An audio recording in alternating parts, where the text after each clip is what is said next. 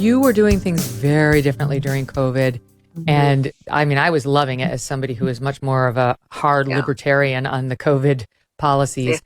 And I mean, as soon as April, the whole thing went down in March, you had opened South Dakota back up and really weren't requiring any mandates on South Dakotans. And you write in the book that this was a matter of what you call first principles. This wasn't sort of coming to a crisis and shooting from the hip. You kind of went back to just your overall philosophy of what it means to govern. Explain that. Well, it came down to the fact that, I wanted to do my job, but not more than what my job was. So, I think I did what every other governor did. We all studied the virus. We listened to what was happening when it was developing overseas, when it came to the states and started to hit other states. We all looked at the data and the numbers, talked to our health officials. I just think I took it a step further. I spent a lot of time with my general counsel, and I spent a lot of time, with constitutional attorneys trying to figure out what really was my job as governor, what authority I had, but then also what authority I didn't have. I just believe that when you have a leader overstep that authority in a time of crisis, that's when you break the country. And so South Dakota was the only state that never once closed a single business. I didn't even define what an essential business was, because I don't believe the government has the authority to tell you your business isn't essential. We didn't mandate anything. I just believed that if I stood up in front of my people and told them I was going to trust them and give them all the information that I had, I would let them use personal responsibility to make the best decisions for their families and their businesses. And overwhelmingly, people got it, and they did it, and they appreciated it. We did incredible things in South Dakota that still any other state, just didn't seem or trust their people enough to do. So even in states that today you hear Republicans and conservatives bragging about, in Florida and Texas and how free they are, well, they closed beaches, they closed businesses. South Dakota never did any of that because we truly believed the government doesn't have that kind of authority in your life. So was somebody like Ron DeSantis more of a COVID hawk than you?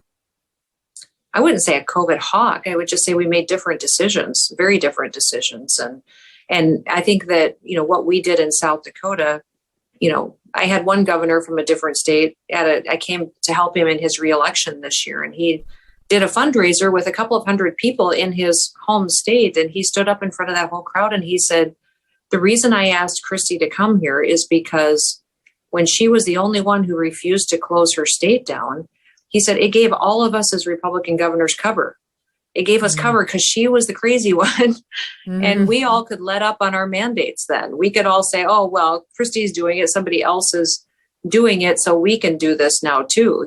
That was the most open and honest I'd ever heard another governor say, because it was a very lonely job. Every governor went through challenges. I had fantastic health officials. We talked all the time. I spent a lot of time managing other leaders in my state and talking to them. I mean, it took a lot. So every governor had a different situation, but I appreciated the fact that he was so honest, that he just said, when you did that, when you stood there and refused, it gave us cover to start making the same decisions. And he said that made all the difference in the world. Well, you didn't get drunk on power either. Didn't you quickly give up your emergency powers? I mean, you weren't reveling in your newfound king or queendom like some of these other governors. Yeah, we did.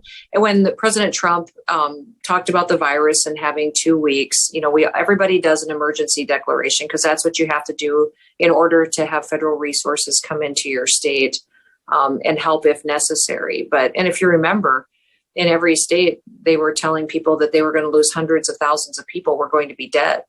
But it was within, I think, 6 weeks that we ended ours and just knew that people had to go back to normal. And we called it our back to business plan. And we never did shut anything down. We never mandated anything. We gave suggestions to people and helped facilitate different things. But even large events like the Sturgis motorcycle bike rally or the celebration we had at Mount Rushmore, we just believed that people still needed to make their own decisions on where bike rally.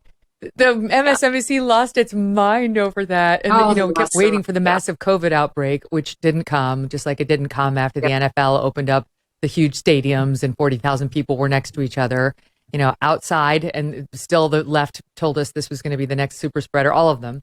Can I ask you though something? So I've never been to South Dakota. but we do go out to kidding. Montana all the time. And so I feel like it's probably similar. And one of the things I love about going up to that region of the country is it's so very different from where I've lived my life, New York State, and the past 20 plus years, New York City. And I wonder whether, I don't want to insult my home state, but I wonder whether, like, the New York City residents, they were terrified. There were so many of them, in particular on the left, I have to be honest.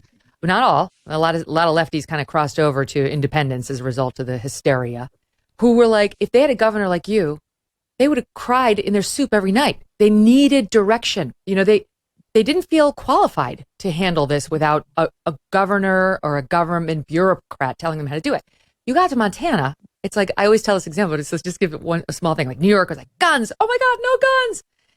And you go to Montana, they're like, would you like to put a bullet on your cowboy hat that you can wear on this horse for a really rough ride that you don't even have to have a real helmet for? And no, you don't need to sign a waiver. It's just a different life. Yeah, it is. But I would also say that there was a lot of scared people in South Dakota too. And that's when I talk about, managing other leaders. I had a lot of mayors that wanted to shut their cities down, a lot of county commissioners that felt, and they all wanted me to make that decision so they didn't have to. So, as soon as I would get off a conference call with other governors, I would, get on a call with mayors, or then I would have a call with, legislators, and then if I had one mayor that was unsteady, I would say, listen, I hear you want to close your city down. Tell me what your cases are. Let's talk through the numbers. Okay, what do you anticipate that they'll be in 2 weeks? Okay, so it's going to get worse. I get it. So how long do you think people can stay locked in their homes? And if you let these people, if you lock them in their homes today and it gets worse and there's more cases and you decide to let them out because people don't have the capacity to stay there, I will blow you up. I will have a press conference and I will tell the world how irresponsible you were. So just know that you and I are going to have a very public fight over what you did. And I said, so let's do this. Let's turn off the TV. I will call you in the morning. We'll talk again. And let's just, for right now, decide that we're going to wait 12 hours and we'll talk in the morning. And that's what we did the whole time with different leaders and different people that were feeling incredible pressure they'd never felt before. And that people just don't know. They don't know that all that was going on, or that we as governors were calling each other all the time and talking over, what we were doing, resources, how we get enough masks or different, medical supplies that we needed. So people, if you give them you can still give them instruction and give them direction without mandating it.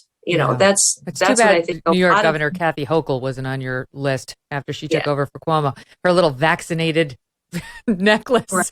She went a different way. Are you tired of feeling like someone's always watching you on the internet? Maybe the advertisers know a little bit too much about you, or you're concerned about the privacy of your identity? Using incognito mode does not solve the problem. IPVanish VPN is here to protect your right to privacy and help you stay anonymous online. IPVanish helps you safely browse the internet without exposing your private details to third parties. You can use IPVanish on your computer, your tablet, your phones, even devices like your Fire Stick when you're streaming media. When you use IPVanish, all of your data is encrypted. IPVanish makes you virtually invisible online. It's that simple. IPVanish is offering an incredible 70% off their yearly plan for our listeners with a 30-day money-back guarantee. That's like getting 9 months for free. IPVanish, super easy to use. All you have to do is tap one button and you are instantly protected. Take your privacy back today with the brand rated 4.6 out of 5 on Trustpilot. Go to ipvanish.com/Megyn and use that promo code MEGYN to claim your 70% savings. ipvanish.com/Megyn. Hey, thanks so much for watching. If you like what you just saw, hit the subscribe button for more clips and full episodes.